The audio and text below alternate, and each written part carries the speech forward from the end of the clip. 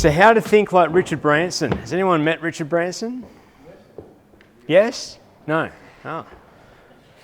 I haven't met Richard Branson either, so this is a bit of a guess on how he thinks. But what we're going to do is take a look at some principles, some frameworks, and essentially about how to, if you think about everything we've covered so far, it's a lot of tactical things, right? It's how do you hire people, how do you market, how do you do sales, how do you do finances. It's a lot of doing things.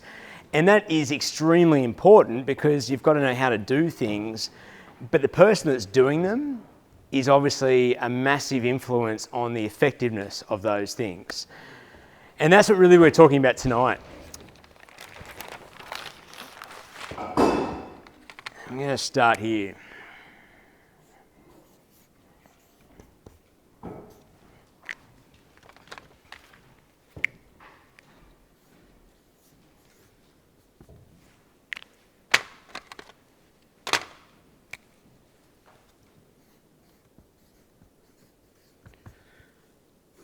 So B times do equals have, formula for achieving whatever you want to achieve. So if have equals the results that you want or the results that you've gotten to date, the do is the actions that you've taken, the things you've done or you're going to do, and the B is you. And the way we sort of write that or describe that, there's a lot of parts to that, but we talk about that's how you think. So if you think about what you've got so far in your business or your life or whatever it might be, there's certain things that you've done and there's a way that you've thought about that that's led to the result that you've produced. If the thinking wasn't a factor, then you could have 10 different people do exactly the same thing and you get exactly the same results. But we know that's not how it works. You can look at any business in any industry. If you pull 10 businesses out of an industry, you'll see 10 very different businesses more than likely. I mean, obviously they've probably done a whole lot of different things, but you've got different people doing those things. So if Lou pulled me up and said, Jamie, come and bake some bread, and she gave me a list of instructions, I'm pretty sure, and she baked the bread next to me, I'm pretty sure we'd have two different looking loaves at the end product because I don't have nearly the experience or the knowledge around doing what needs to be done as what Lou would have. So to break this down a little bit further, how do you, all the things we've talked about so far, as I mentioned, is a lot on the do, and that's really important. I firmly believe, while one's not more important than the other, if you want exponential results in your business, putting more focus on the B is going to give you biggest bang for your buck. Now, in saying that, you can't just work on this and not do anything. You've got to work on both. But this is where the gold is. This is when you can think at a higher level, you can think more critically, you can shift what you believe is possible. You'll get faster results than if you just go and work a whole lot harder. Right? So this is the working smarter, this is the working harder. And you do have to do both, right? You can't, as I said, you can't sit there and do nothing, but just sort of working harder and thinking that's the path to get better results is usually just a recipe to get tired. So how do we work on this? Well, let's just break it down a little bit further. If we pull that apart, I'd break it into two categories. You've got mindset and skill set. And mindset and skill set is really what we might think about as your potential. Your potential. But then we've got your potential, what you're capable of doing, times that by your state, that's how you are in the moment, because you could have the most effective person on the planet, the person with the highest potential, but if they've just had an argument with their significant other or they hung over or whatever it might be, you're not going to get the most out of them. So your potential times your state equals your effectiveness.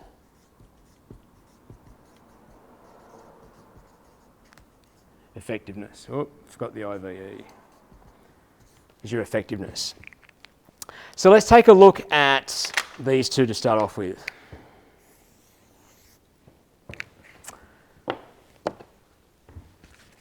let's start with this. So what I've got here is I call a 4 C's checklist. Again, trying to work on some alliteration. So the 4 C's are clarity, competence, confidence, and then connecting the dots.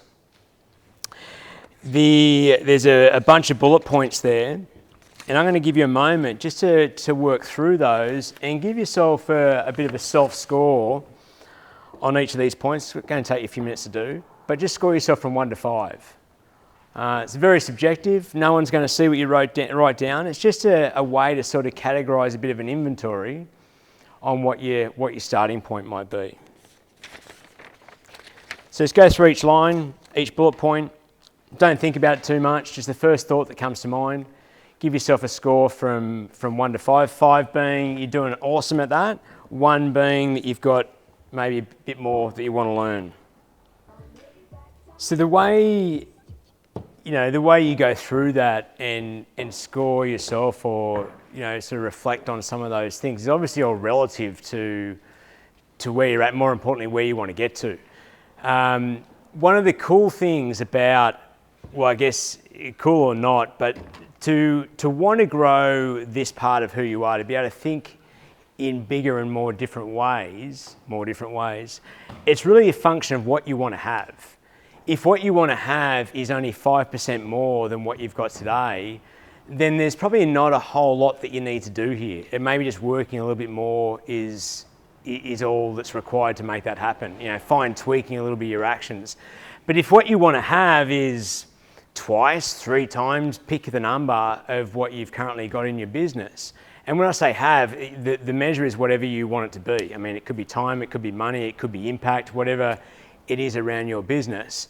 The bigger the goal, the bigger the vision that you have, the more pull you're going to have on growing who you are and your competency. And the benefit, not that I feel like I've got to convince you guys on why this is important, because you're here, you're working on this stuff now anyway. But to me, the goal of life is to work on this. When you work on this, life becomes more fun. Things become easier. There's a great business speaker, I guess. He is a teacher, also a businessman. He died probably about, I think, 5 or 6 years ago. His name is Jim Rohn, and he has a saying that says, work harder on yourself than you do on your job. He said, if you work hard on your job or your business, you make a living. If you work hard on yourself, you make a fortune. And this is when we look at the people who are, whatever our standard is or our measure for, more than, for success or whatever, however we define that. If you've got people in your mind right now that you think, gee, if I could be a bit more like them, if I could have what they have, I'd achieve what they've achieved. You look at those people, and I can guarantee that one of the key differences is in how they think. This is really a key centre point. So let's come and look at, and that 4 C's checklist that I gave you is sort of designed to get you thinking about what, relative to what you want to have, what your goals are, what the vision is for your business, what might be some of the things that you want to work on. And we're going to dive into a few of those today. But one really important, coming to some of our first principles, and I call it pressure is your friend. Pressure is your friend.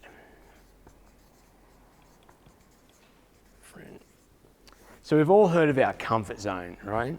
What's our comfort zone? How would you describe that?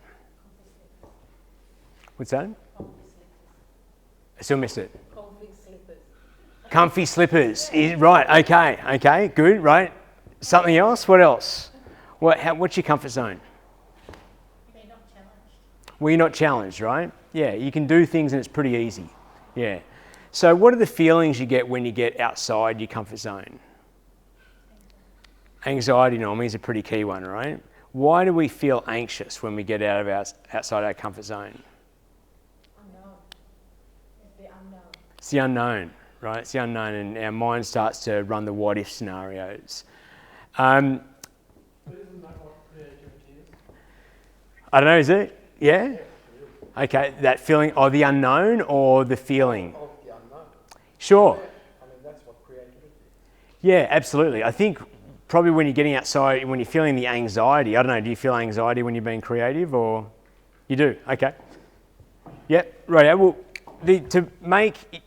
expand your comfort zone and make you more capable requires feeling that level of anxiety, right? It requires you to feel, as the definition goes, uncomfortable.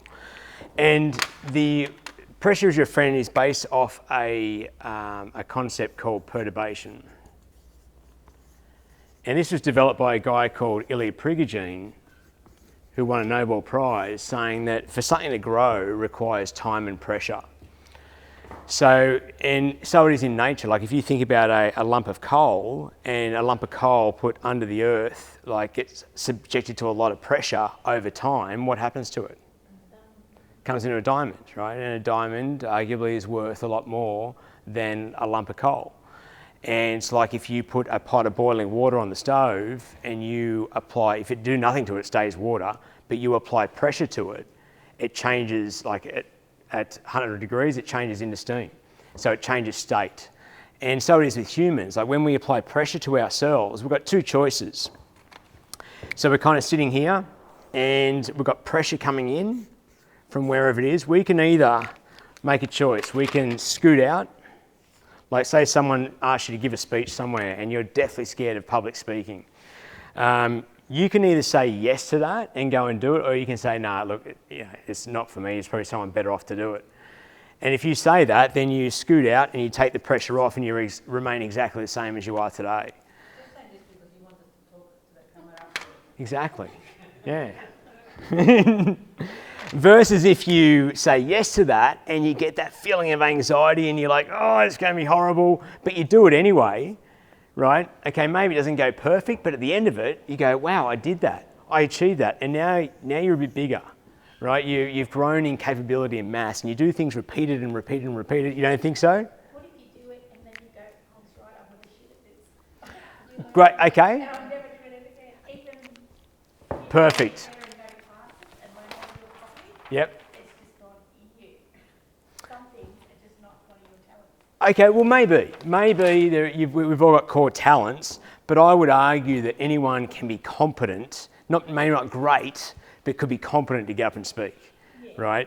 Most people can become competent. It's more about, like, it's not necessarily in this situation about becoming awesome at doing that thing, but having the courage and the faith in yourself that you can push through those situations that are uncomfortable, right? Because if you do this often, then every time things get a bit hard or they get uncomfortable, you're going to do this. This becomes your behavioural pattern. And therefore you stay in your own little bubble. You stay in your own little world. And that's fine, right? There's no right or wrong here, but we're talking about growing businesses. And if we want to grow businesses, we've got to grow as business owners. So we can't stay the same. Because the second law, this is the third law of thermodynamics, the second law is that there's no staying the same, there's either growing or dying. And to grow requires time and pressure. So we've got to choose to put ourselves in these situations if we want to grow. That doesn't always have to be the big thing that makes you all nervous and break out in a sweat, right? There is that peak performance curve that says,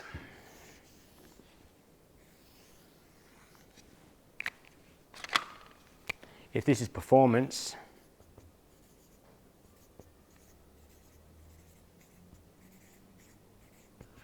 and this is pressure, right? When there's, I got that the right way? Yeah, when there's no pressure, right? No pressure, there's little performance. You up the pressure, right? You think about just in your work situation, right? When there's nothing going on, I guarantee you make more mistakes. But when you start to get that sweet spot, when there's more going on, you're more tuned in, that you've got pressure on, you've got to perform, right? Your performance goes up. But when it becomes too much, when the pressure becomes overwhelming, then your performance goes back down because you kick into just, too stressed to be able to perform well. And so it is with this concept of perturbation.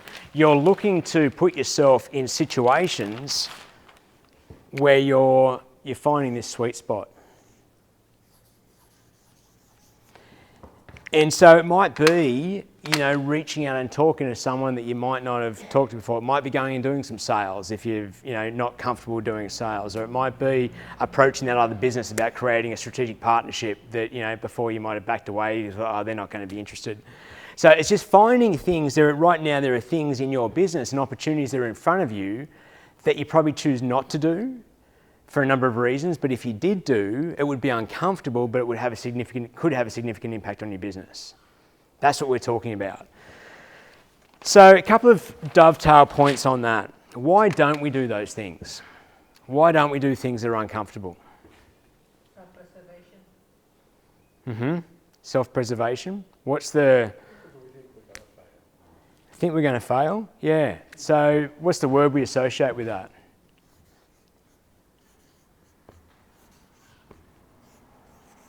Usually because of fear. Right? We usually don't do something because we think we're going to fail, which usually is not about the failure per se, so much, but it comes back to our ego and how we're going to feel about ourselves or what we think other people are going to think is usually what it boils down to. We don't want to be seen as someone who fails or someone who gets something wrong, someone who's this or someone who's that. Whatever our definition we've got for what we need to be okay, because we've all got that definition, as soon as we're going to do something that's going to challenge that, we back away from it because that's a dangerous place to go.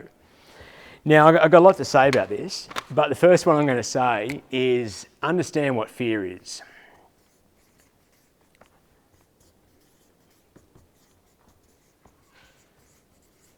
False expectations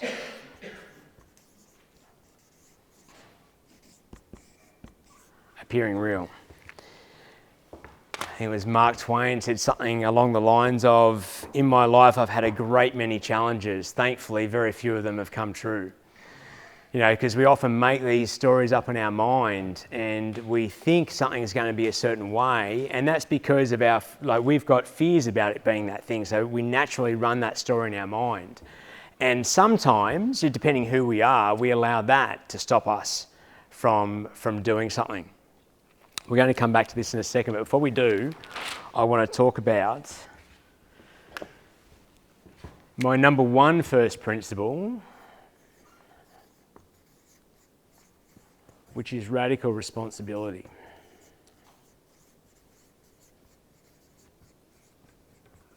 So radical responsibility, if we break that up, is two words, right? It's response-able. Response-able. So it's our ability to respond. So it means we have the ability to respond. That's what responsibility is. Radical responsibility is the understanding that we always have a choice in how that we're going to respond. The opposite to radical responsibility is what? What do you think the opposite to radical responsibility might be? It's a B word. Blame, excuses, justification. So the formula, which I've borrowed from Jack Canfield, is E plus R equals O, where E equals the event, R equals our response, and O is outcome. That's it. So what this means is that radical responsibility is all about, okay, so something happens or you've got an opportunity to do something, an idea comes to you, whatever it might be, and sometimes you've got control over these events and sometimes you don't, right? But we always have control over our response 100% of the time. But what tends to happen here, and this is where fear can kick in, is between these two items, we tell ourselves a story. We give the event or the idea, we give it meaning, right? And is that story true? Might be true in our minds, but is it actually true? A lot of the time, let's say it's a situation where you've got to go and have a chat with one of your employees and something's not working well and they're a bit of a difficult personality. So the event might be, okay, I've got to go and have this conversation. The story might be, this is going to be difficult, this might not go well, I've done this before and it went sideways and this is going to be really a hard time. That might be the story. Is that necessarily true? For you it might be, but you might put someone else in that situation who maybe has better communication skills, maybe has done this 1,000 times and knows how to navigate these things. Their story might be completely different. Their story might be, wow, here's an opportunity to help this person grow a bit and see things a little bit differently, and maybe we can make them an even better member of the team, right? At the very least, we're going to deal with something that's underlying that needs to be fixed, and they're either going to come on board or they're going to move on, and I'm going to continue to grow my business and create the vision that I've got for myself, right? Different, same situation, different story. So the lesson here is to always be willing to examine the story that we tell ourselves, because stories, like 99.9% of the time, are not true. They might be true for you in the moment, they might be true based on your experience, but that doesn't mean they're true. And as soon as we buy into the story, as soon as we buy in and say that is absolutely the way it is, then our response is predicted, and then our outcome's predicted. But as soon as we're willing to challenge the story, then we're willing to say, okay, if that wasn't true, right? If it was something different, what might be my options on how I want to respond to this?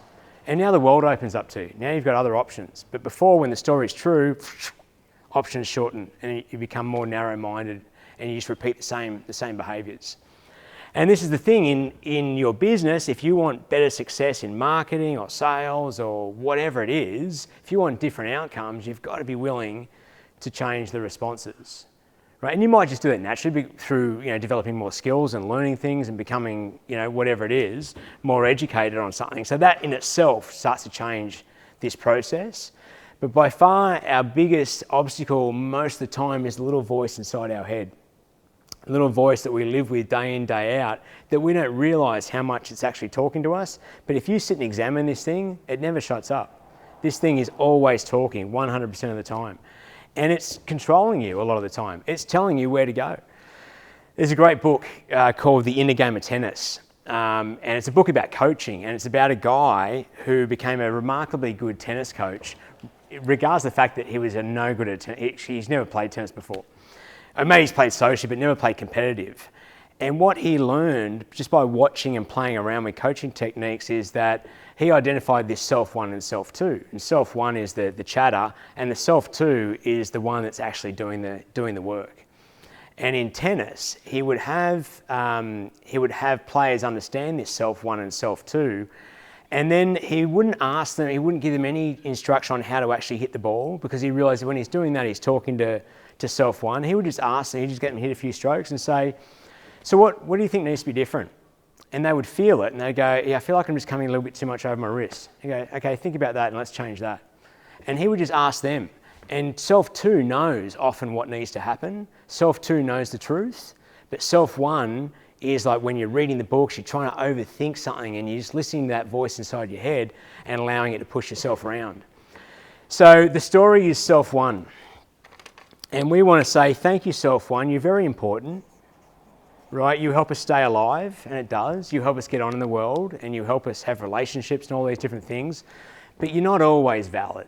And right now, where I'm trying to push through this thing that's a little bit difficult, I don't think you're quite serving me. So I'm just going to park you to the side, and we're going to just step through this thing that's a bit difficult, and we're going to have a crack at it. So that's a bit about radical responsibility, but let's come back to the fear thing.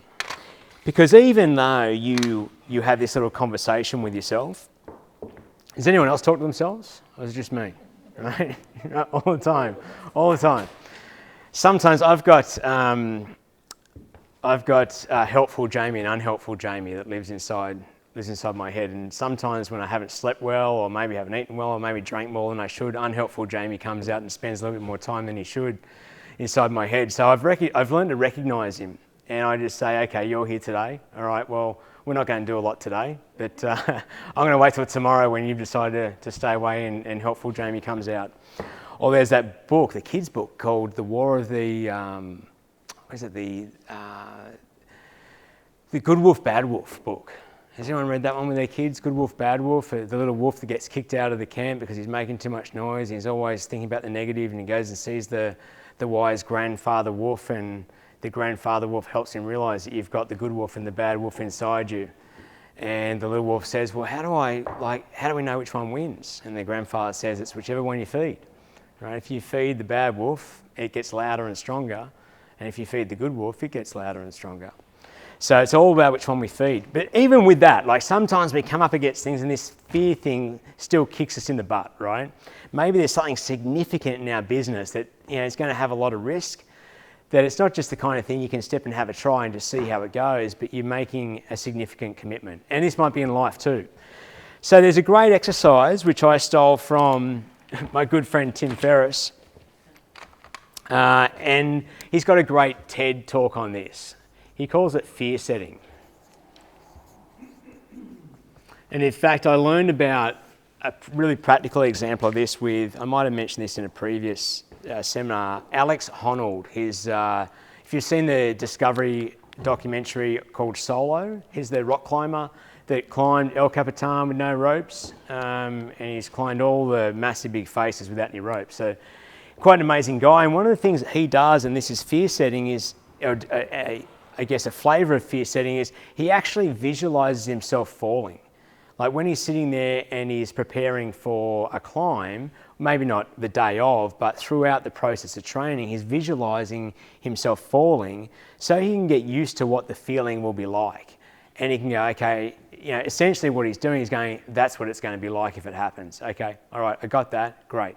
We can park that aside, versus trying to ignore that and not knowing what it's going to be like at all, because then when he's on the cliff, he might be thinking, what would it be like to fall, right? And that becomes a thought process that can enter his mind. And we can use the same thing in a version of for ourselves in our business. And the first thing to do is to define the fear.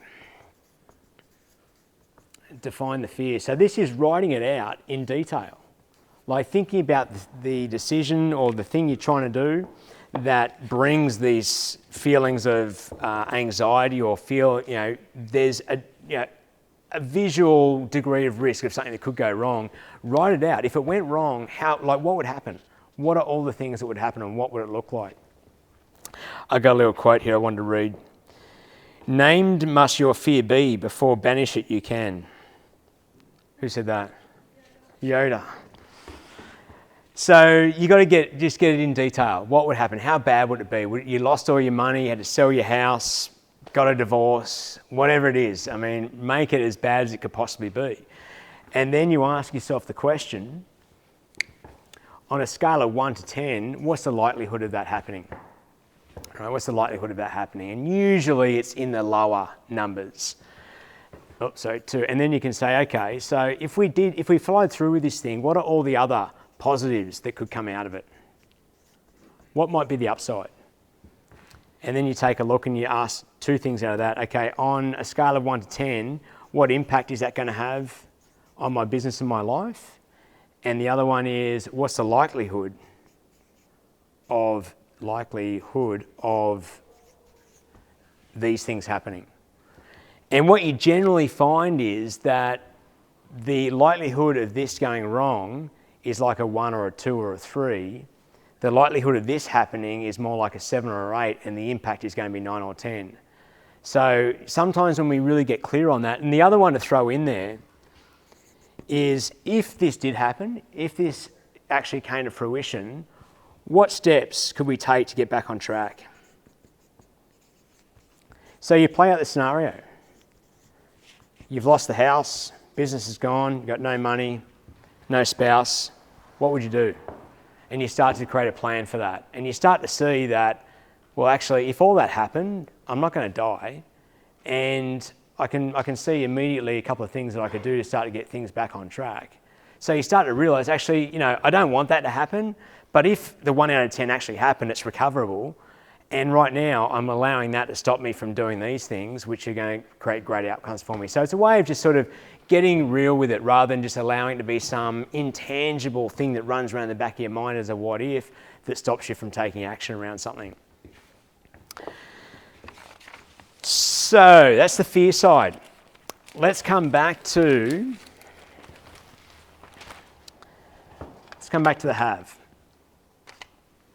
So one of the key things that we've got to make sure we work on, and we covered this in session number 6, I think it was, but having a really clear and compelling vision for ourselves.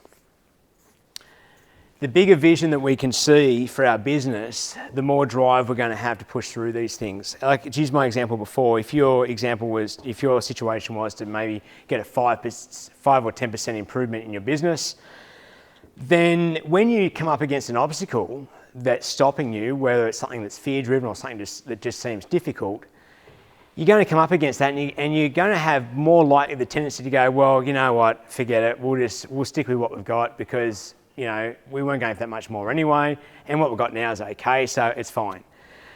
But if your vision was to be, let's say, 10 times the size you are right now, and exactly the same thing gets in your way, that's not nearly going to have the same impact for you. You're going to blast through that because you absolutely have to, and it's not going to seem like as big a thing. So the perspective on that is, if this is you, this is your field of vision, and you've got a small vision,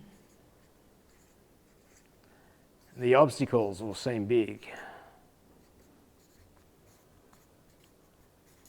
Versus, person, same field of vision, right?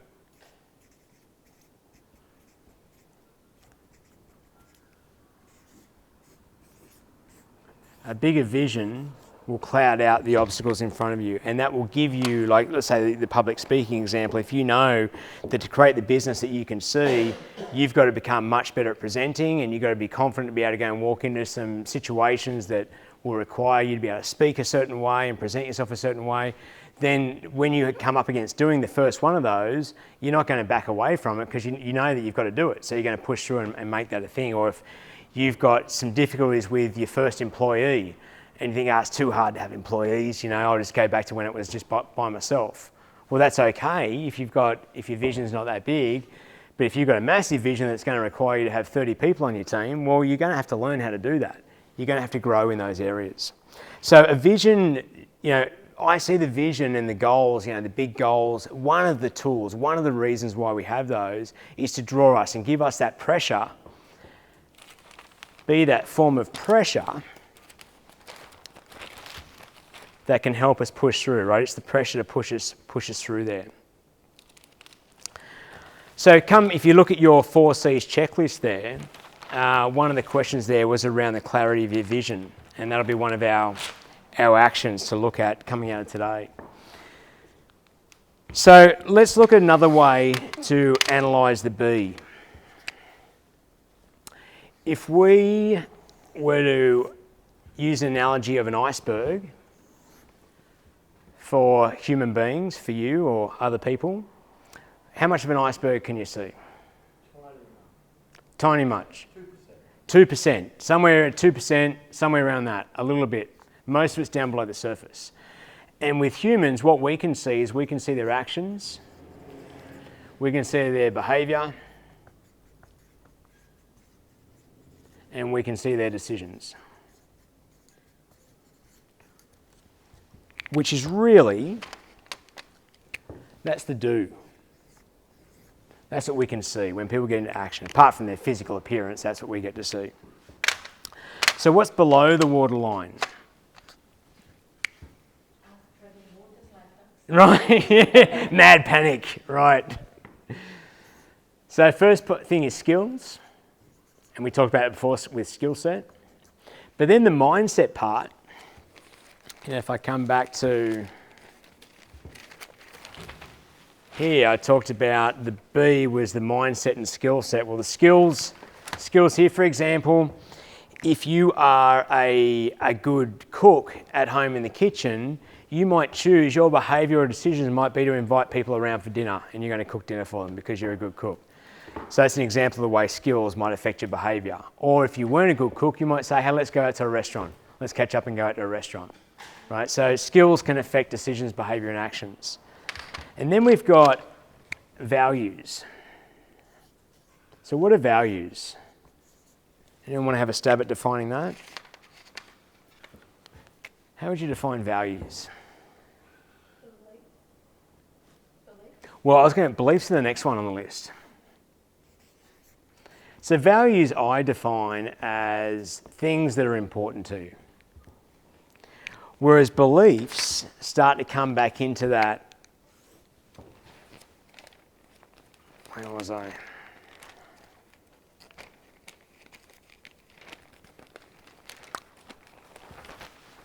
Beliefs are many things, but beliefs start to affect the story, right? They're little things that we choose to buy into and see as being true.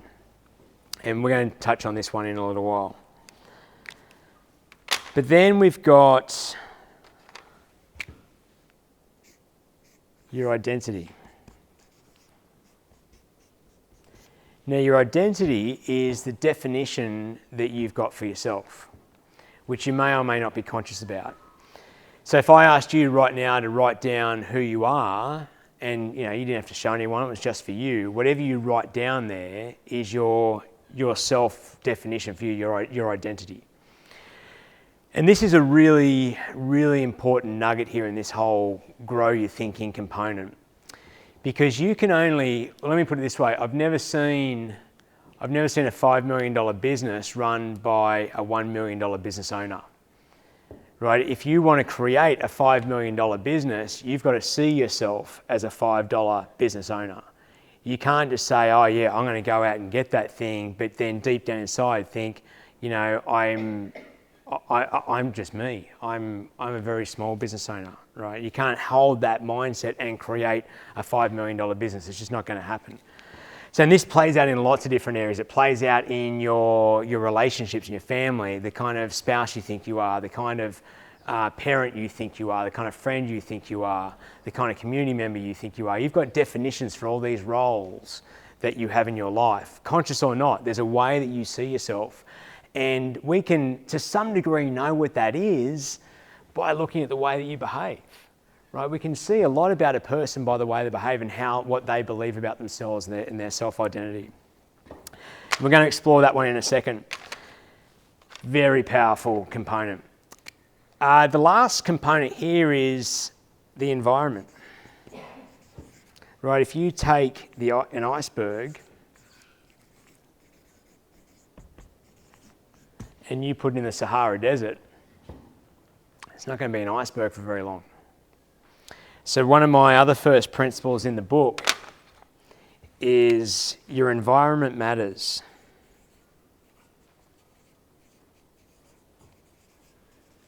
Your environment matters. If you're a smoker and you want to become a non-smoker, what sort of friends do you need? You need non-smokers. It's going to be very hard to give up smoking. I'm not saying it's impossible, but it's going to be a lot harder to give up smoking if you're hanging around friends who are smoking. If you're trying to set the world on fire with your business and do amazing things, and you're hanging around with people that talk about how naysayers, the energy sappers, and those that say it can't be done, you're going to have an uphill battle. Regardless of how capable you are and all the rest of it, it's going to be a hard slog. And the environment's about setting yourself up for success. Like, put yourself in an environment that's going to support what you're trying to achieve, whatever it is in your life. Put yourself in a place that's going to support that. And let's dive into that one for a second. So there's a couple of things to think about. Let's go blue. There's your physical environment. What sort of physical environment do you need to do your best work? I mean, everyone's different. There's no right or wrong to this, but what are some things you need? Fiona, what do you need? I need a dedicated workspace. Dedicated workspace. And how does it need to be? Can it be chaotic? It's got to be organised? It's got to be organised? Yep. But some people need a level of chaos too. Like, some people I need action around me. I need stuff going on. I need to have busyness, whatever it might be. That can be fine, just not on the desk. Right. And some people need different spaces. Like, some people need a clean workspace. Some people need to be able to get out of the office and go somewhere and do something. How you present your business. Like, do you have nice signage? Do you have, is it set up in a way that when you walk in, you go, yeah, this is my business. This is the place that I'm proud of and the business that we're growing. Or do you walk in and go, oh, gee, it needs a coat of paint. It needs this and it needs that. So, your physical space can affect your mindset. Then you've got your emotional space. Let's call it your mental space. Let's go mental. What's your mental space? Mental space is your self-talk. Family support, yeah, and I'll put emotional up there as well because I think that plays heavily into emotional space as well.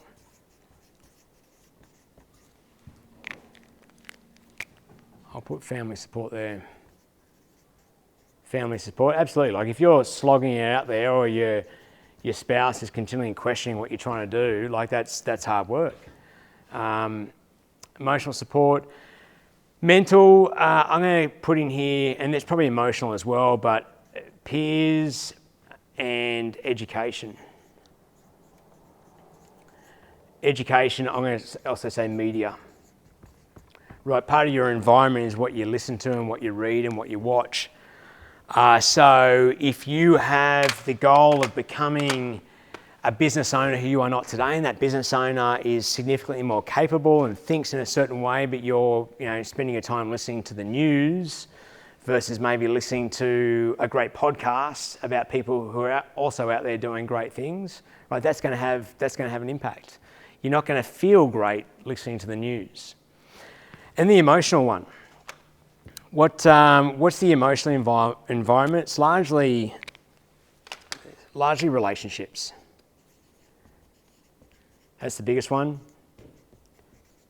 But then obviously self, right? Self-esteem. And we're going to talk a little more when we talk about state management about that. Would you throw anything else in there about what affects your emotional state? What affects your emotional state? Well, yeah, let's go into it. There's health, and under that I'll put sleep. I'll put nutrition, what you put into your body, exercise. Yep. Rolling 7-day weeks. Rolling 7-day weeks. Explain that one for us. They just keep on going. Oh, okay, right. So, okay, let's call it rest. Rest. Whether it's lack of or just rest. Yep, absolutely. Your so your physical environment? Yeah, absolutely. So physical environment comes around and affects this one? Yeah, it's like saying before, what you walk into and what you're around all the time, how it makes you feel.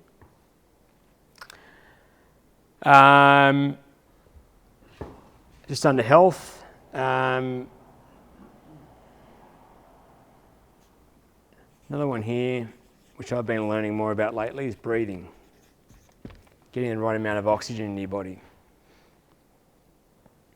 So all those factors obviously they're all part of your environment. They dovetail with what we're going to talk about later around state management, how you feel in the moment. But all these things, these are all things that we can, to some degree, control. Maybe not immediately, but if we come back to radical responsibility, it's not okay to say, oh, look, that's just the way, I can't do anything about that, or I can't do anything about that. We can always do something about it. We've always got the choice on how we respond to whatever the event is to create new outcomes. Just to expand on this one again, it doesn't necessarily mean that the first response is always going to be the best one or give you the exact outcome that you're looking for. Let's say you're trying to influence your work environment and you've got work peers who don't want the same thing or can't manage to keep things to a certain standard that you want it. The first time you say something, you might not get the outcome, but then you might try something different that might affect one person. Maybe you bring one person on board and then they help you with the others, and it keeps going because every outcome you generate is a new event, and then you get to respond again. It's an ongoing cycle.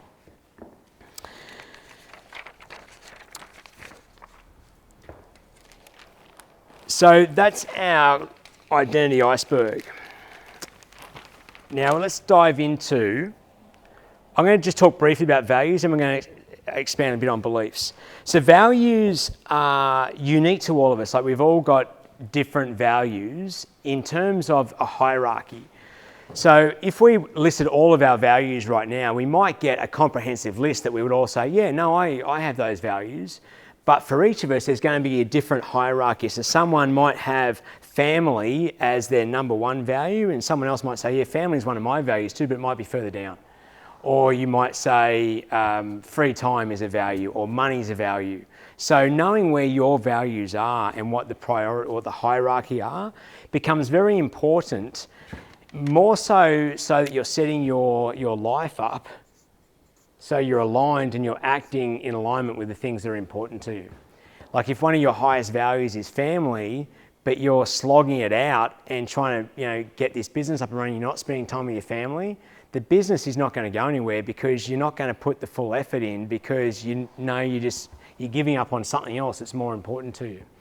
You're better off then to think about, okay, how do I need to design this business so that I can have that family time and still have my business? It might change the business model, it might change the approach you take, it might change the size of the vision you've got. There could be lots of ways to dice it, but to ignore that value and just go, I've just got to get to this one point and then I'll be with my family, that's probably not going to be your recipe for success.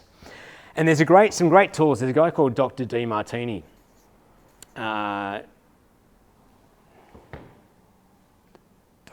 John Demartini. And he's got an exercise or a thing on his website you can go on to help you understand what your highest values are.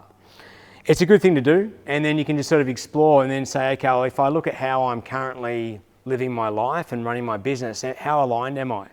And it might just prompt you to question a few things and do things a little bit different.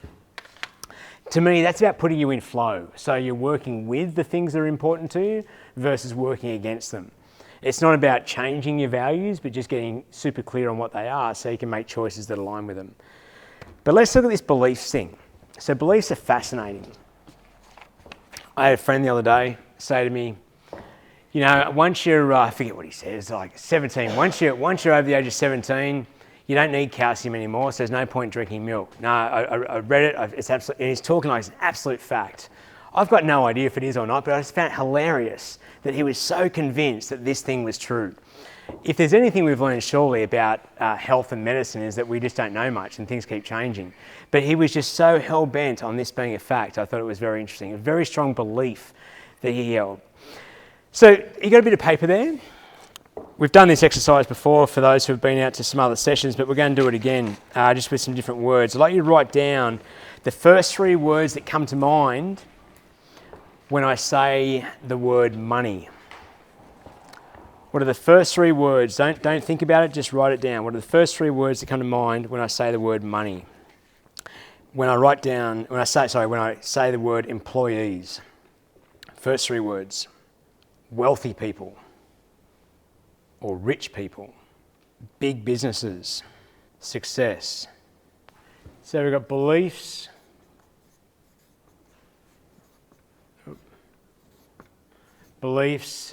definitions, and rules. Rules. So beliefs are things that we believe to be true. Definitions very similar. Like you would have written down there, some definitions for how you see certain things, and then we've got rules. Now, with whatever you wrote down there, there's absolutely no right or wrong there. I mean, if anything I've said so far tonight is that there's no fact, right? You're well entitled to have whatever belief you want. No one's here to change your mind, and you're fully entitled to whatever you want it to be. The question is, there is a very important question to ask around all of your beliefs.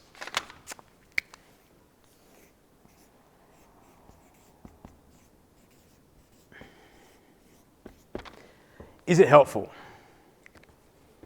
If beliefs are up for challenge, which I think they are, and we all you need to have beliefs. Like you'd go crazy if you didn't have beliefs, right? You'd always be questioning everything and you just go nuts. So you've got to hold on to something. There's got to be a level of certainty about certain things in your life.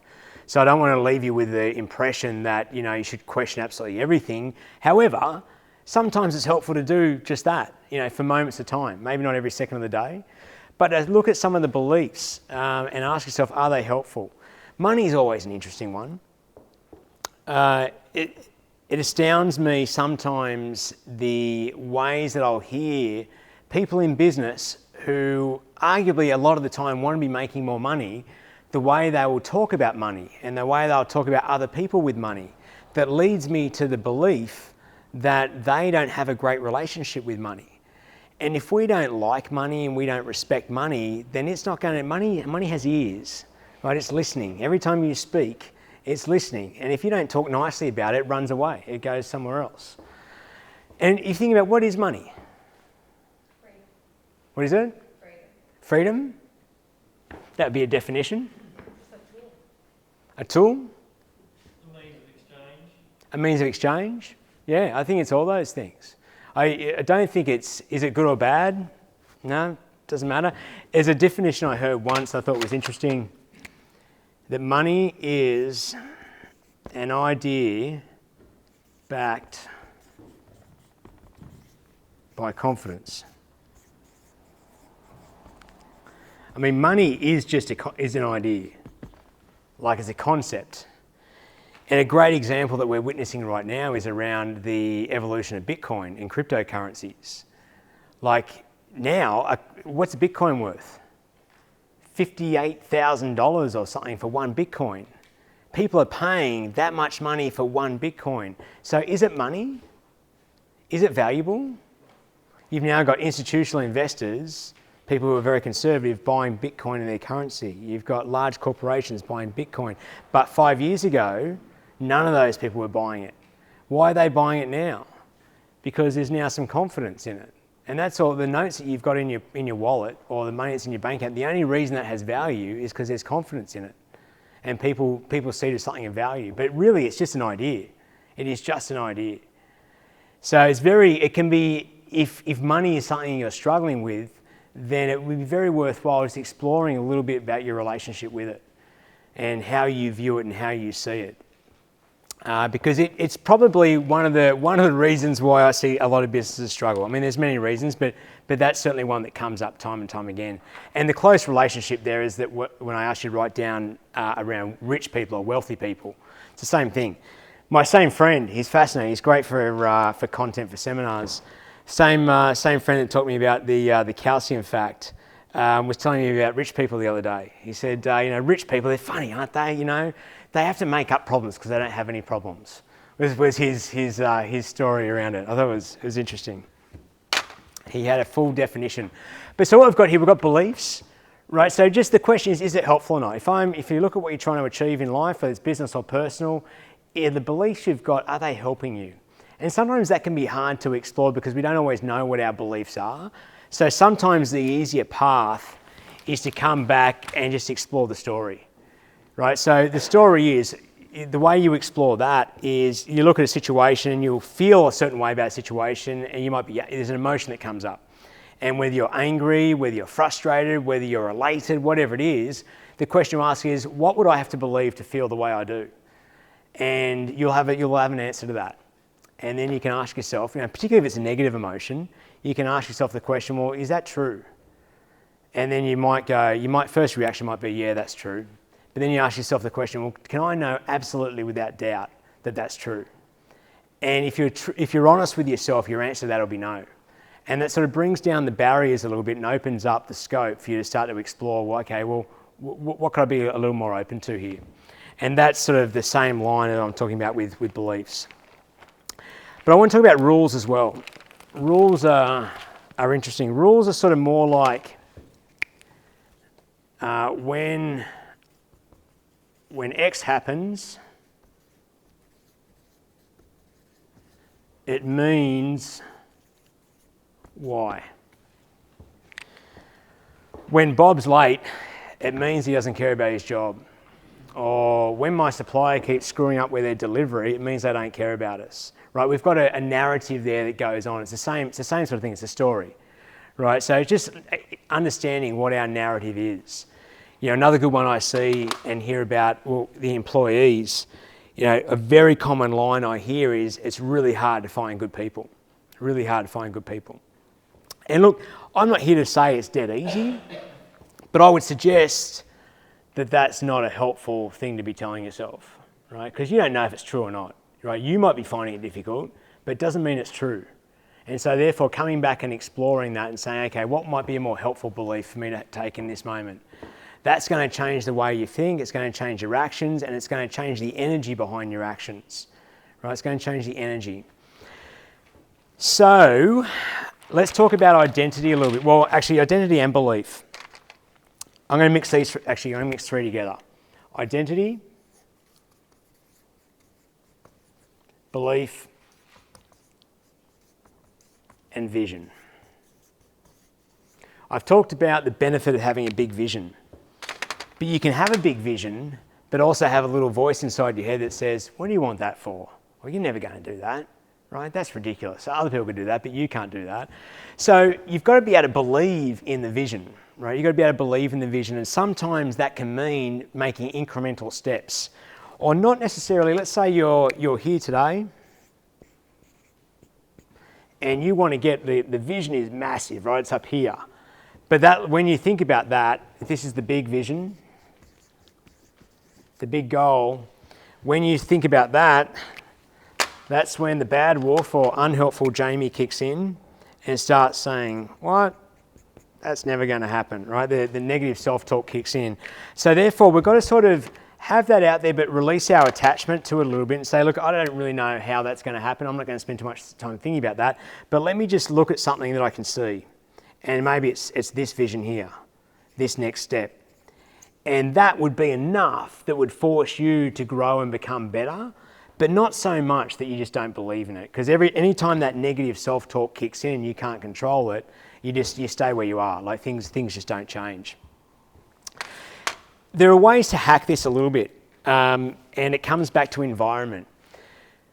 One of the clients that I worked with was a company up on the North Coast, and very tragically, well, actually, I'll step back. I worked with the owners for about 2 years, and we made great inroads in the business. We'd changed a lot. We'd grown the company, but it was incremental growth. And then, very sadly, the founder he became very sick, stage 4 cancer, and he passed away. It was obviously a very difficult time for everyone in the business. In that time, the partners, the spouse's brother-in-law. Brother stepped in, so yeah, it was the brother-in-law to the founder that died. He stepped in to sort of help keep things under control. Now, I found this fascinating because Scott was his name. Scott had come from a big business, like he was running a very large business. And he came in, and once the dust had settled, and it took a while, it took about 18 months for us to find the rhythm again, Scott made the decision to stay in the business. And within a very short time frame, a second location had opened up. The business just grew very quickly, dramatically, and it was seemingly effortless. Now, when I think about that, I think what was the difference between the founder and Scott when he came in? A lot of it was this, right? Steve founder knew where he wanted to go, and he had ideas, but he'd never been there, and he couldn't really see it, and so it was kind of intangible. But Scott had been there. I mean, not in this company, but he'd been there in other companies. So he could come in, he could just do it easily. There was no fear around it. He just knew how to do it, and he could see it and make it happen. So sometimes we've got to surround ourselves with those people. Like your peer network, if you want to grow your business significantly, you want to surround yourself with people who are doing the same thing and people who are beyond where you are. You want to come into that peer group feeling intimidated and feeling like the real, the black sheep, if you like, because they're going to draw you. If they're the right people and you can hold your own enough, they're going to draw you up and help you to grow faster. There's a saying that says you become plus or minus 10% of the 5 people you spend the most time with. So it's very important, I think, to choose wisely on those people. And they don't necessarily have to be people you know, like day to day. They don't have to be people you can get together with a coffee with. Spending time with people could be reading books. It could be listening to podcasts. And it's amazing right now, the content that is out there on people that are sharing so much, who have done incredible things. You've got to keep it in check too, because sometimes you're only hearing the highlight reel. There's plenty of challenges that go with that, with the success you hear about. But just hearing that over and over, it starts to impregnate your mind, and it starts to infect the way that you think, and it can make a significant difference. So let's come back to identity, because all these are linked. You might you can't have belief in a big vision if you can't see yourself as the person in that vision. So visualizing, being able to actually see the picture, like to spend time closing your eyes and start to fill in that picture. You'll be surprised when you first start to try and visualize something that seems on the bounds of unachievable for you. I guarantee you'll almost have, I'll be surprised if you can easily put yourself in that picture. Like, it's very interesting to see what your mind does. It plays tricks on you, and it's difficult. You go in and then you jump out again. Your mind does all sorts of interesting things. But that's where you can play around with the level of the vision until you can start to see it and feel it and see what's around you and get a real sense of what it's actually going to look like.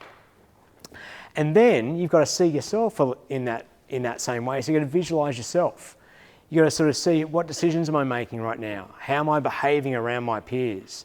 How am I being as a leader? And seeing you act that certain way starts to change the neuro pathways in your mind and changes the level of belief you have around for what you're going after. I'm going to give you a hack for this. A tool around shaping your intentional identity. On the back of that, I've shared a version of one that I've used in the past. I think it's on the back.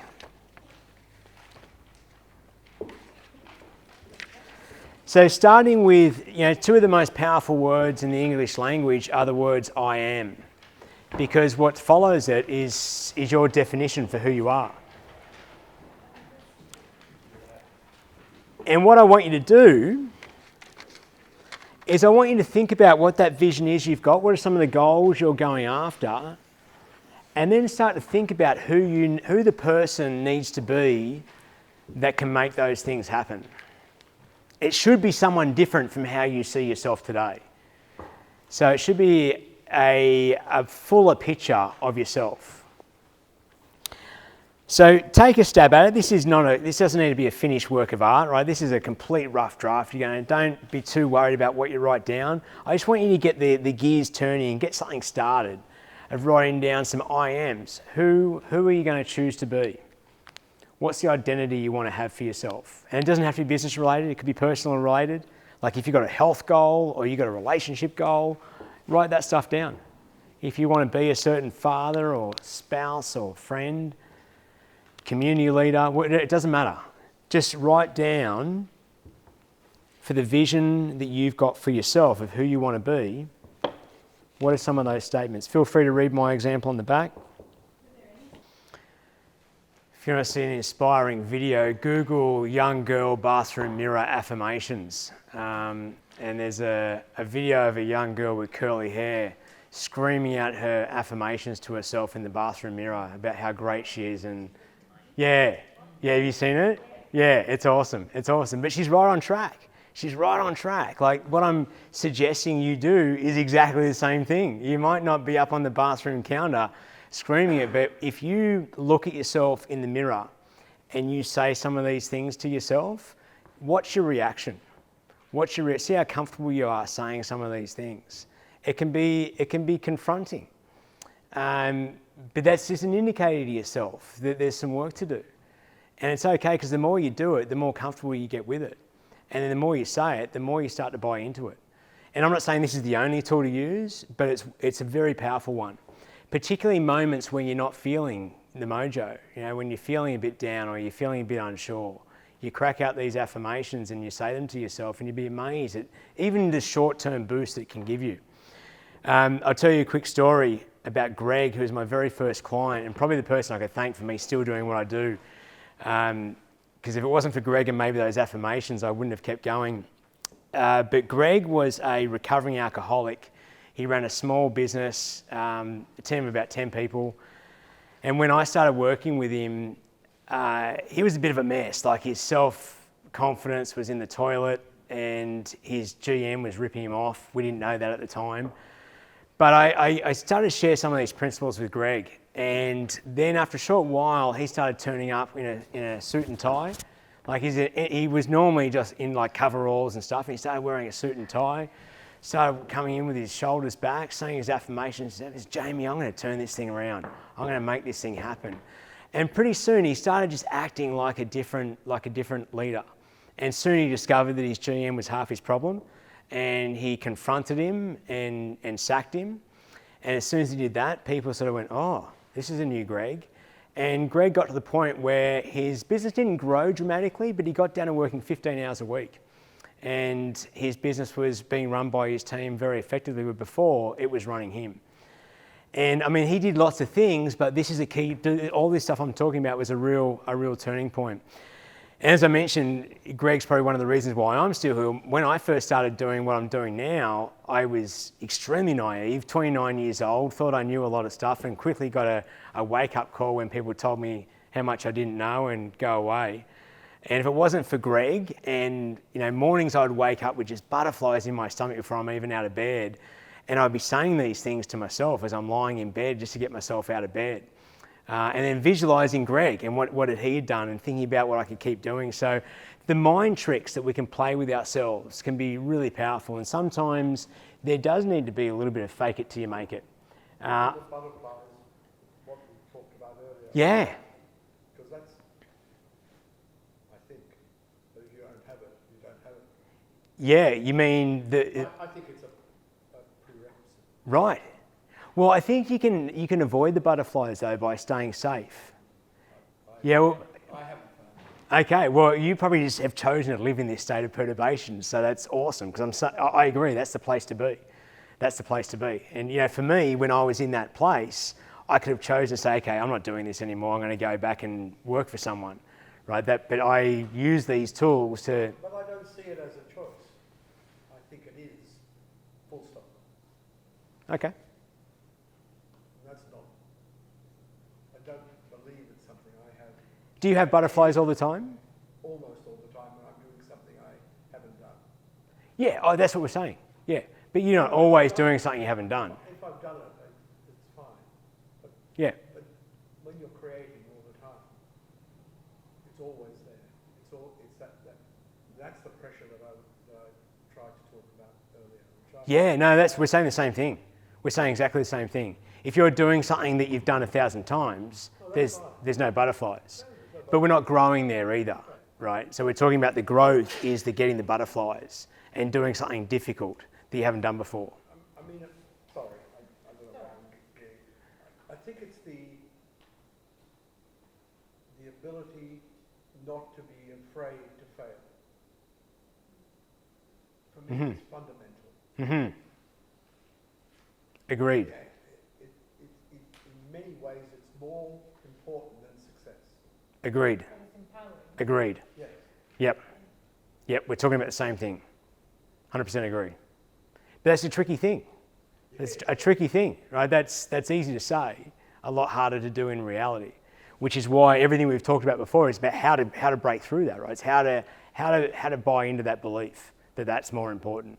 Because for a lot of us, the ego is more important. Preservation of the ego is more important than breaking through that thing that's difficult or achieving the level of success, because we're going to be seen a certain way. And it comes down to a very fundamental level that at deep down, what we all want, I talked about Maslow's hierarchy of needs last session, what we all want is a sense of belonging and to feel like we're in the group and we're loved.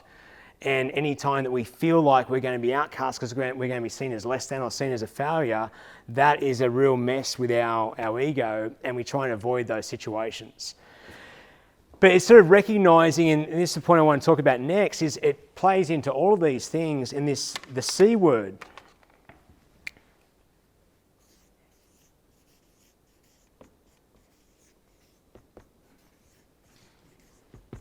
And the F word. What's the F word?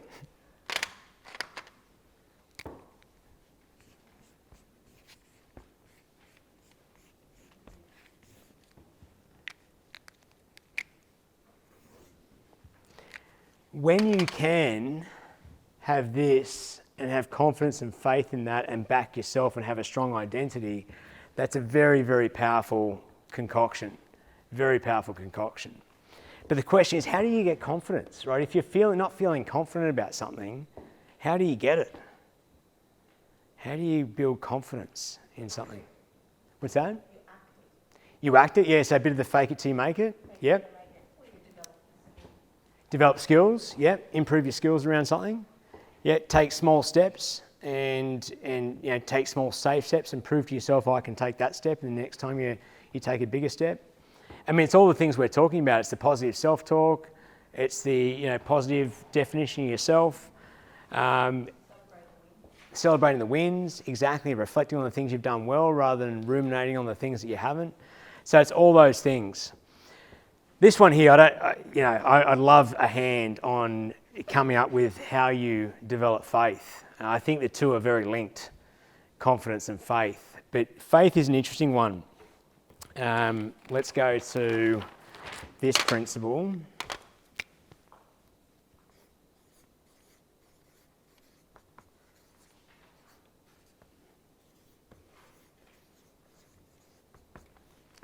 This is stolen from a guy called, I think it's Richard Dawkins.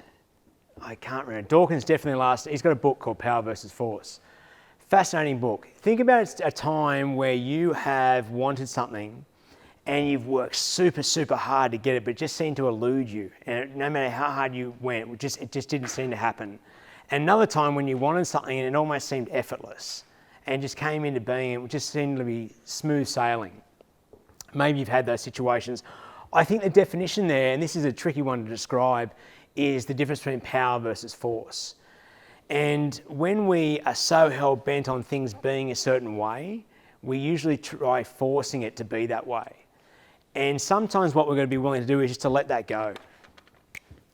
It's about knowing the outcome we want and then being willing to let go and become unattached. Be unattached to how it comes about. And that doesn't mean to sit on the couch and do nothing, but you be in action, you do all you can to make it happen, but you be really, really unattached to how things come to fruition. I'm getting some good lessons in this one at the moment. And what we've got to do, so make sure I capture this, is we want to make sure that we are the architect. The architect versus the labourer. Again, that's tricky language because we still have to be the person that's doing the work, but we're not hell-bent exactly on how the work gets done, right? And exactly the path that it takes. And maybe a great example for this is if you think of your life right now, particularly the things you've got in your life that you want, and if you trace back the path that it took to get there, I wouldn't be surprised if that path was completely different to the way you thought it was going to go, right? Sometimes we feel like, okay, to get from A to B, okay, we're here now, we want to get here, all we've got to do is go whoop, like that, and that's what's going to happen. But what really happens is we go, oh, look at that, oh, up around here, oh, back here, boom, boom, up to here. And we've got no way of predicting what that path is going to look like. So to me, this is part of the definition of faith, is knowing that, okay, this is where I'm going to get to and I have faith that that's going to happen, but I don't know about all this. And that means that when I'm up here, I'm not super excited thinking, well, I'm going to get way ahead of my plan. The thinking is, well, yeah, it's going to come around. But then we get down, then when we're down here, we're also not down in the dumps thinking, oh my God, it's all going to chaos, it's never going to work out. Like that's that self-one that kicks into gear. So it's letting go and being unattached to what we're after and having faith. I'd love to hear anyone else's ideas on how we go about that. I mean, how do you guys develop your faith on things working out or not? Or do you not have it? Do you sort of think, it's always up for question? I don't know how it's going to work out. Trying to stay positive? Mm-hmm. It's also about surrounding yourself with people who are positive. Mm-hmm. Mm-hmm. It feeds it. Mm-hmm. Yeah, absolutely. There's so many books I could recommend around this stuff, but one that always stands out is Think and Grow Rich by Napoleon Hill. It was a book written in the 30s. He wrote it, and it still stands up today. It's a fascinating book talking about a lot of these concepts. But Napoleon dives into faith and confidence a lot. Now let's talk about decision making.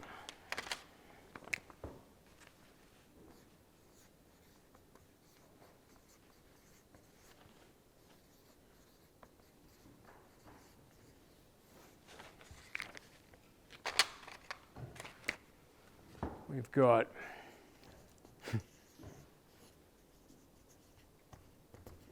That's a brain.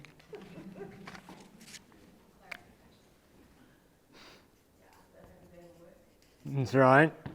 It's been a long day.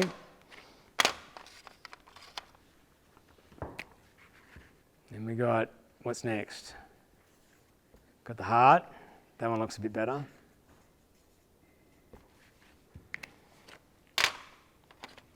What else have we got? How else do we make decisions? What are our other centres to check in with? The gut. How do I draw the gut?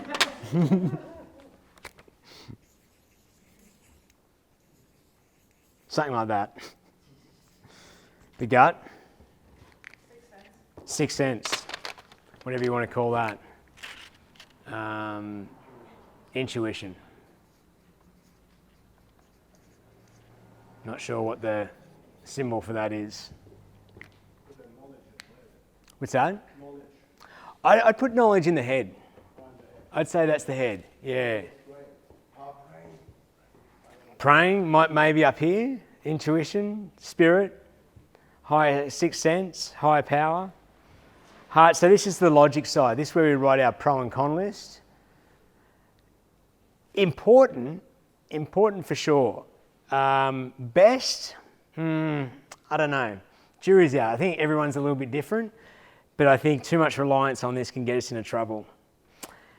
Heart, this is the emotional centre, the passion, the compassion, the care, the excitement, right? Again, important, I think, but should it be relied on completely? Don't know, personal choice. The gut. The gut. Are these two linked? Yeah. Intuition linked? Yeah. Is it the same thing? I don't know. I'm still working this out. But it's good that they measure neural activity in the gut.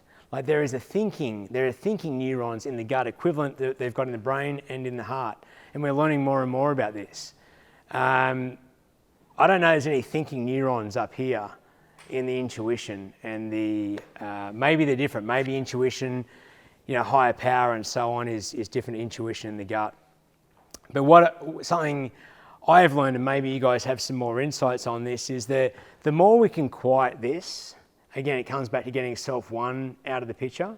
You need that. You need to do a little bit of analysis, maybe. But the more we can be quiet and tap into these two, and I think it depends on who we are, on how much practice we need at that, because sometimes that sense that comes from here, if we're not tuned into it and we don't have practice using it, it can be hard to hear. It can be really hard to hear. So sometimes we need to practice being quiet and being still. Because when we've got emotion running around or we've got thoughts running around our head, that's not intuition. That's thinking, and that's our, our glands making decisions for us. So I'm a big believer in stillness, in having moments where you can be still and just quiet and just ground yourself and just check in and question, am I on track here? Are we going about this the right way? I think it's it's becoming more and more talked about in the business world, but I think it's got a lot of merit and something that can take a lot of pressure off. But the trick can be, certainly I've had this experience, and as I mentioned, I'm still experimenting with this. Sometimes the answer that comes from these is not the answer you want.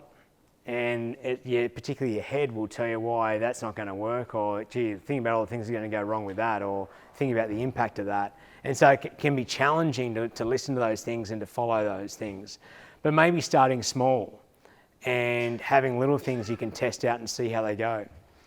I think, probably some of us rely more on this now than others. Some of us might be completely stuck up here. And again, I don't know the answer to this thing. I just know there are four centres that we know of right now that have merit to be listened to when we're making decisions and choosing how to move forward in our business. Can you hear any insights on that from anyone? Julian, what do you use? You're an intuition person, aren't you? You're a gut person. Gut and intuition is everything. Mm-hmm. The rest are right. Right. They look after themselves. So, yeah. How about you, Lou? You a head, heart, gut? Primarily head. Primarily head? Yep. directed by the heart. Yep. And at the end of the day, it's just what feels right. Mm-hmm. But it's got to sit well in head. Right. The figures still need to equate. Yeah, see, that's it, right? Well, sometimes, right? I mean, I agree. I will always run numbers on something. But you'll find examples of where numbers don't make sense and people do things anyway and it works out. So, I mean, it depends. If we're talking about a pricing decision or something, then that's a little more literal. But sometimes if we're trying to work out a more complicated business case and you can't always articulate all the factors that are going to play into it, sometimes it can be harder. I don't know. I think it's something to play around with and to... The solutions come out of the blue. You might have, I've been in a situation where I've been thinking, the pros and cons and where my heart is, what is the gut feeling, what are the butterflies, ideas, and stuff. Could not make a decision. Mm-hmm. And then suddenly, it's so obvious. It's just like, you might be doing something completely different, That's right. You don't always know. Yeah. And there's I guess a model or a framework or a tool around understanding different types of humans. I mean, there's lots of them out there, but one I've been looking at recently called Human Dynamics, and it talks about different people do have different strengths in different areas and should be using, there's not one answer for everyone. Like some people just get a complete, like a one moment answer that comes to them, and it's an intuition answer, and often that can be very well guided. Whereas others need to experience and they've got to try things and they've got to make mistakes sometimes before they can work out the right path forward. So yeah, But doesn't intuition actually encompass all of those things? I think they all overlap, but I think it's easy to also use only one. I think that it's easy to stay in the head and just be very analytical about the way you're looking at things. Mm-hmm. Sometimes the decision that needs to be made uses a different symptom too, though. Right, could be. And the previous employee, like last week we looked at profiling number of staff, we were talking about different characteristics. Yep. In the previous job did something different, and it was quite interesting, depending on the level of stress, how people fit in those categories. If I'm stressed, I'm whole egg. Right. So I need black and white. But if it's all, nice challenge, it's all like, all gut feelings, let's go with the flow. Depending on where you are, Well, it is interesting because I think that you raise a good point, Rezi, because that can also be fraught with danger. Like sometimes if we make a decision in a high emotional state, if it's stress or panic or whatever, we've got to be, I guess my message here is awareness, right? And learn about what your style is, because for most people making decisions in a high emotional state, there's a graph I draw that says when emotions go up, intelligence goes down. But, that's relative to the head. So, yeah, I'm not attempting to be prescriptive here. What I was like managing staff, if I was stressed, I need to know every single minute where they were, the time sheet had to adapt perfectly, a breakout. But if I wasn't stressed, it doesn't matter. Is the job getting done? Yeah, who cares when you work? Right, right. Go. Yeah, that's a bit of a letting go thing. I had a great conversation with a client today who is about to have a baby in about 3 months, so madly scrambling to get this business ready so she doesn't have to be there. And it's just brought to highlight how much she was controlling everything before. And now she's creating all these systems to control again while she's off with the baby. And I said, hang on, what are we doing here? Like, I think we've got to let go a little bit. And it was a great opportunity to rejig how she was running the business. Okay, some wrap-up actions.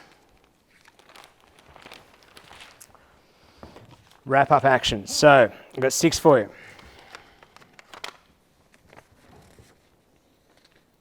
Actually, sorry, one thing I want to mention before I go to wrap up, and it was back on I sort of skipped through the state thing, but let's recap on that. At the very beginning, I talked about this one here. The mindset times skill set is our potential. We've talked a lot about these two. Skill set was really covered in all the other 9 sessions, plus your 4 C's checklist goes through the skill sets in quite a bit of detail. Mindset is around a lot of the things we've talked about. that equals your potential, but then it's your state, right? It's how you actually are in the moment of the day that can affect your potential. So we've talked a little bit about this stuff already, but the key points around state management are relationships are huge. If you've got relationships that are not where they need to be, they will draw your energy down almost faster than anything else. And I think sometimes we like to put our head in the sand around these things and just think, oh, that's over there, business is over here. But no, it's a huge factor. Relationships and then health. And we talked about these already. We talked about the exercise. We talked about sleep, huge. Nutrition. Breathing. Great book on breathing by James Nestor called Breath or Breathe. I think it's just Breath. Fascinating read. Teaches most of us are mouth breathers and why our cognitive ability and our health is suffering because of it. Exercise, sleep, nutrition, breathing. What have I missed there? So for health, state, focus, which again encompasses a lot of what we've talked about. You know, what you're focused on in the moment. Are you focused on the things that are going wrong or the things that are going right? Are you focused on your vision, your 9-day plan? Or are you focused on what you heard on the news on the way in? Oh, let's get the red. And then language. Language is really important and a great indicator on your thinking. If you want to get some insights into how you think, because that can be hard, catch what you're saying, right? And if not you, start to pay attention to what other people say. Start to listen to all the beliefs that come out of people's mouths and the conviction they have around certain things. It doesn't matter how important they are, but you can start to hear it. And then you start to hear it within yourself. You start to hear yourself talking about how difficult something is going to be, or you start to hear yourself talking about the problems. And that is an indicator of what's going on inside. So start with the positive language or the helpful language, you know, coming out of your mouth. Particularly, or in every situation, just be very cognizant of language, because that will have a flow-on effect to the way you think. And then, you know, as you get a little more practice in that, start listening a little more to self-one and hear the chatter that self-one is going on with. And don't necessarily try and control or change self-one, but listen to it. And then maybe interrupt every so often, or knowing when to just not listen to self-one and just take a day off from listening to unhelpful Jamie. And then the last one, which sort of dovetails into health as well, physiology. But physiology more in the moment. Physiology. So if you're, for example, spending a lot of time sitting at a desk, you know, you're hunched over on the keyboard and you're there for 3 hours, guaranteed your energy is just dropping. Or if you're not drinking enough water, or you're not, you know, getting up and moving around, whatever it might be. So be very conscious of your how you're holding yourself. Like if you're hunched over, you're breathing shallow, and your emotional state goes down, your energy goes down. So just manage that and be aware of it. And these are things you can change absolutely in the moment. This one, you know, adds up and has a longer term effect. Same with this one, but these ones you can change instantly. So I think this comes back to your environment, what's around you. You know, in your workplace, have you got your vision up there? Have you got your 9-day plan up there? Have you got your affirmations on your steering wheel on the way in, yelling them out as you drive into the office on the way in the morning? Regardless of what anyone says, look at that crazy person yelling at themselves in the car. Yes, I've done that. Okay, wrap up actions.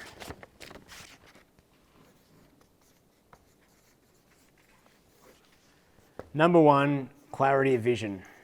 Because to me, that's the pull pressure. That's the pressure that pulls you to become more. And clarity of vision and knowing why, you know, knowing why you're doing it. Intentional identity. Right, that's the definitions you started writing down there, the I am statements. And it doesn't have to be I am, you can use whatever format you like, but it's a way of defining who you are. Challenge beliefs. Your starting point can be looking at some of the ones you wrote down here tonight. And again, it's just asking the question of, is this belief helpful or not? I'm not asking you to change religions, but if you can re-explore the way you associate with money, then that might be helpful. Number 4, I'm going to call it your mental environment. You can look at all aspects of environment, but I think an easy one, environment. You can tell I didn't win any spelling bees. An easy one is to change your consumption of what goes into your mind. There's just so much interesting things to listen to that are inspiring and helpful. And they don't have to be dry. They can be funny. I mean, there's just so much good content out there to be influencing the way you think. And the way I think about that, an analogy or sort of picture I have, I'm a visual person, so I think about I can only think to the degree of the information that's in here. And the information that's in here is just stuff that I've consumed throughout my life. And if I haven't been exposed to it, how can I think it? I haven't got that reservoir of knowledge, it's just not in there. So I've got to expose myself to enough stuff so I can have all that information locked in here, so now I can have the thought. And only then can I grow, and that's what this can help you do. By, maybe it's going out to workshops or seminars like this, maybe better ones. But expose yourself to things and the influences, the people you hang around, very important. Another one we can do immediately is Julian's favourite, get uncomfortable. Find something that you're holding back on right now. Whether it's a conversation with someone, whether it's committing to a marketing spend, or whether it's whatever. Find something that makes you a little bit nervous and do it. And last one is daily practices or habits. So this might be the affirmations, the I ams. It might be being still, bringing some quiet, some meditation into your daily practices. It might be practicing some gratitude. But just having something in your daily practice that encompasses at least something here sets you up or starts the day with your head in the right place. Now, there's no point going out and putting a full day's work in and putting all your effort into your day if your head's not in the right place to start. Because it comes back to the very first concept I talked about. Be times do times have. If you start the day average here, then everything you do is going to have a level of average around it. And then you have at the end of the day is going to be average. Start the day as best you can, and then you'll make the most out of the day. Well, folks, that's a wrap.